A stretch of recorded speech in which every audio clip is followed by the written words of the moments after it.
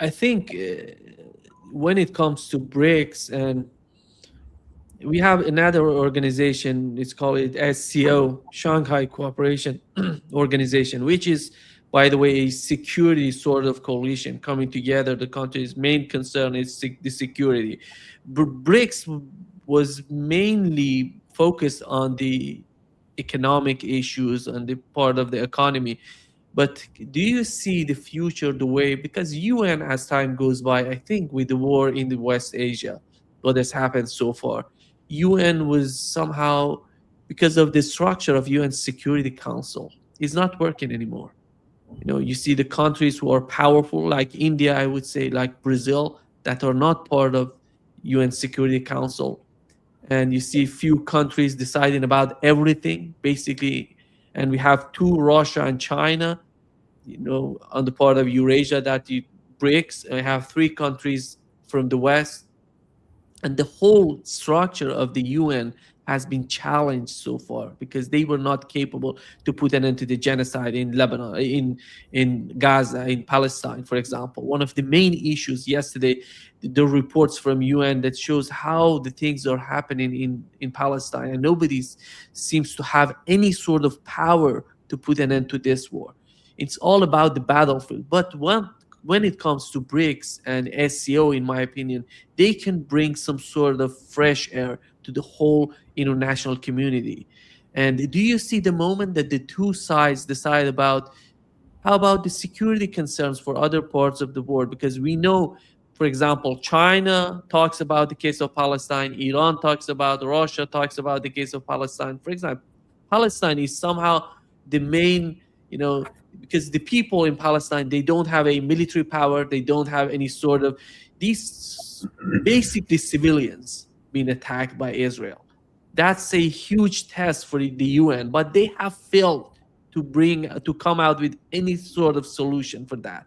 That's why we need BRICS, we need SCO, we need a new solution for what's going on in the world. Do you think as time goes by, these two institutions going to come together? Are they going to define a new sort of security for the region? So, you basically raised three issues. Let me respond to them. One issue you've spoken about is SCO. Now, SCO started as a security, basically a security organization. The focus was security, the focus was on the three evils, terrorism, separatism, extremism. This is where it started. And we had the Central Asian countries, basically the countries which were once part of the Soviet Union, and we had Russia and we had China. But what has happened to SCO is in 2025, we had the SCO summit in China. That was in September 2025 at Tianjin. And there something new has happened to the SCO.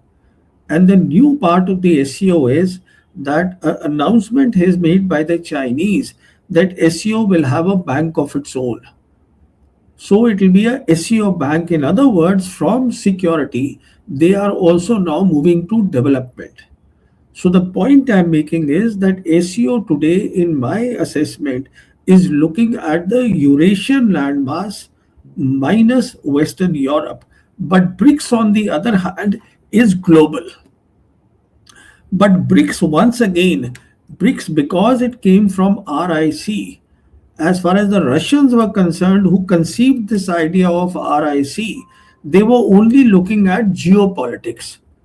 Because Primikov at that time in the late 90s was trying to build a counterweight in the East to America in the West. So he thought of three populous countries, and he thought of Russia itself and two populous countries, China and India, and he thought, let me bring them together. And after that, around 2008, the Chinese realized that, look, we can bring geoeconomics in it, because that was their strength. The Belt and Road Initiative came. So the point here is that BRICS is global. But BRICS and this are both doing the same job, one at a regional level and the second at a global level. Now, having said this, coming to the Palestine issue. Now, as far as the Iranians are concerned, who have won the war in West Asia, they have made it very clear that as part of the MOU that has been signed with the Americans, Gaza has not been mentioned, the Palestine has not been mentioned there. But I think even Professor Marandi, I heard him at one of the interviews he was talking about, or somewhere else, that the Palestine issue is extremely important. Why it is important is that, in my estimation, once the MOU becomes the final deal, and I believe it will become the final deal, may not happen in 60 days or 90 days, but will eventually happen sooner than later, for the simple reason that President Trump wants to get out of this war. He has other priorities. This is not his war. And of course, the Americans will pay a big price. That's a different matter altogether, for having entered this war. So, as far as the Chinese are concerned, Chinese have already done a lot of homework.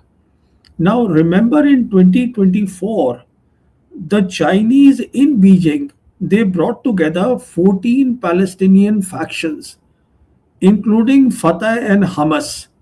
Why? Because they were looking at a Palestine self-governance structure. And then they've repeatedly been saying about this, that there is a need of the two-state solution. There is a need, to go back to the 1967 borders and East Jerusalem becoming the capital of the Palestinian state. And as far as the Iranians are concerned, they are absolutely clear that unless Hamas and Palestine issue are not tackled in step two, after the final deal is signed, Israel's wings will not get clipped. Israel's dream of greater Israel will not end with the signing of the final deal. It will only end once the Palestine issue is resolved. Now, the question is, why there is so much of hope I have that this issue will get resolved.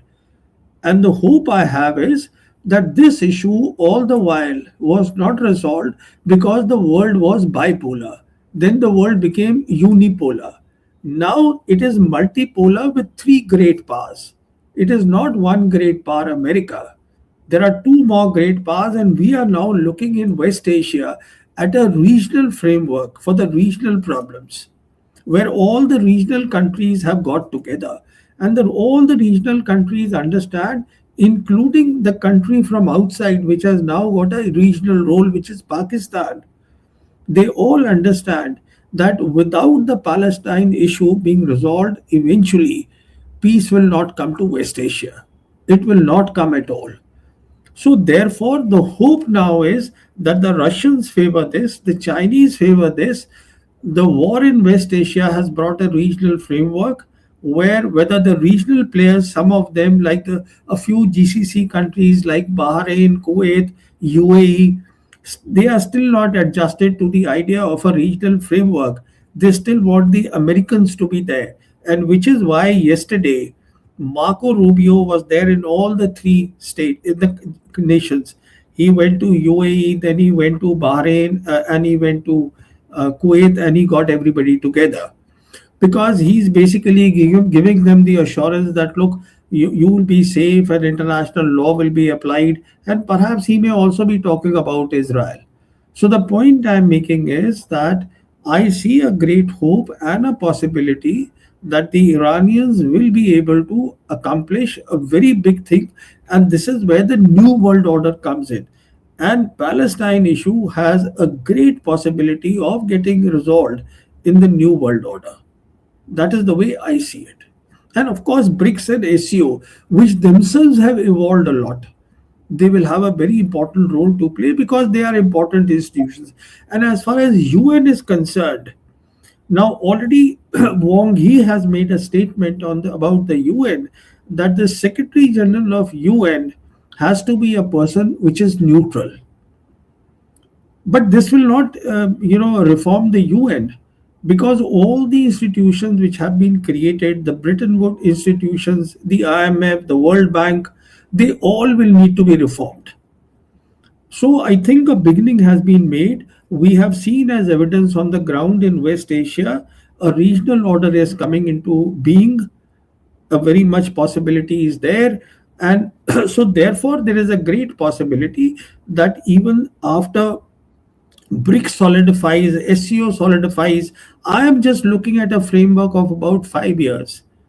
Then perhaps the next thing will be UN. UN has to reform then, and perhaps the first reform thing should be that it should come to one of the countries of the global south, the headquarters.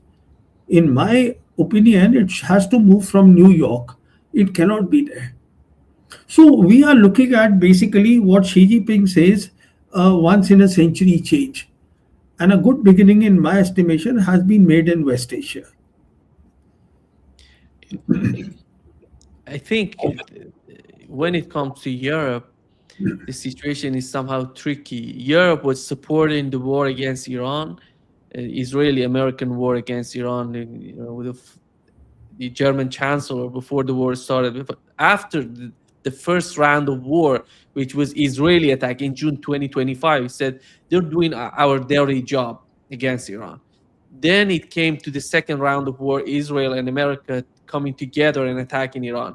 And initially they supported the war. Then after they saw what is happening, they said, oh, no, we're not going to be part of, because Donald Trump was somehow begging them to open up the Strait of Hormuz for the United States. They said, no, we're not going to be part of that. Yesterday, the head of the Secretary General of NATO said more than 4 to 5 thousand flights the United States used the American bases in Europe to attack Iran. More than 4 to 5 thousand. It's huge because on the part of Iranians, what at least from the media, what I've read from the Iranian media, from the international media, it was the assumption was that Europe was helping the United States when it came to intelligence and maybe defensive, sending their defensive capabilities and communication system, radars to help Israel to defend itself with the war.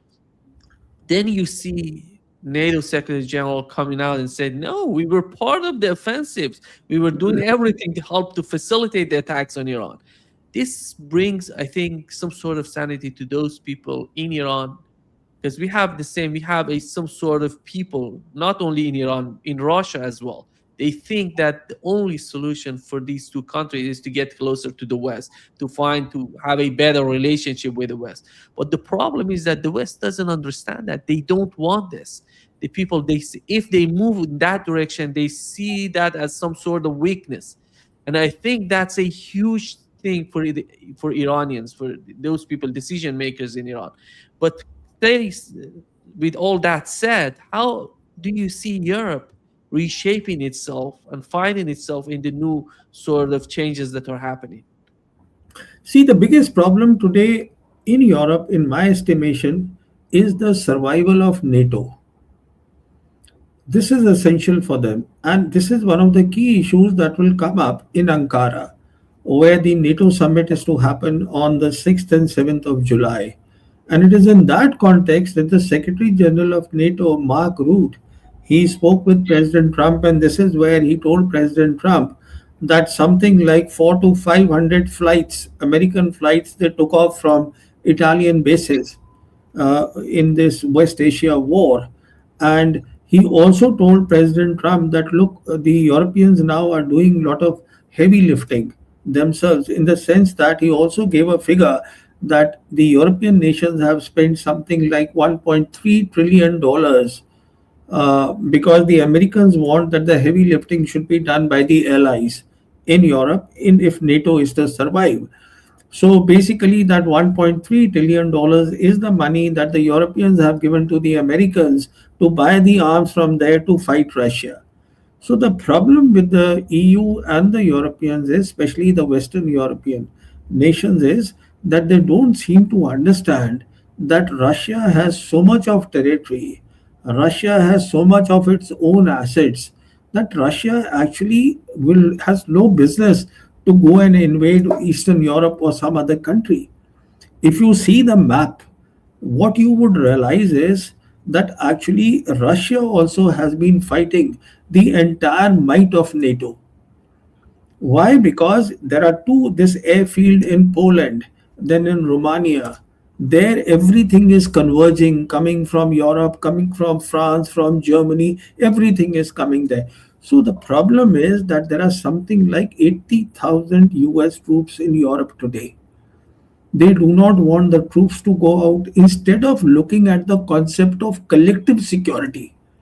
See, the collective security is the concept of the new world order, something that the Iranians now, along with their allies, regional allies, and Pakistan, they are looking at in West Asia. A similar concept of collective security so many times has been offered to them by the Russians. Lavrov still keeps talking about it that we need to have a collective security, because there is no point in you thinking that Russia is your adversary. Why don't you come together under an umbrella of collective security, all of you? But the Western Europeans don't want to do that because it's basically Russophobia. They cannot get out of, their leadership can't get out of that, in my estimation. So the point that I am making is that as far as the Europeans are concerned, they are in big trouble. Why in big trouble? At a time when the world is changing, these people, their security also is not assured. Then they don't have a foreign policy of their own. I mean, this EU that they have created, its parliament is not an elected parliament. It's just been brought together. So in all, I mean, there are some 14 languages or 15 languages that all these countries have. I mean, for example, they have signed a FTA with India. Now, this FTA will take something like 2 years before it is actually signed, and by that time, the shape of Europe will change. So the point I'm making is Europe, despite having a 20 trillion economy, is going down sharply. It has a lot of assets. It has assets in terms of defense. It has assets in terms of technology. There's no doubt about it. But the problem is when these basic things are not resolved, if you can't do that, then obviously you are in big trouble. So Europe does not have much of a future if it continues to do like this. I mean, the world today has to learn the lesson from West Asia. What are they trying to do? And how have they look, war, as far as the Iranians are concerned, you know better than me. In my estimation, the Iranians have been preparing for this war since decades. Perhaps since the war they had with Saddam Hussein. Since that time, they've been with that 8 years war that was there. So they've been preparing, and you see their facilities, everything is underground. Their production capabilities, their drones, everything is underground. And very sensibly, they have gone and built relations with Russia. They have built relations with Chinese.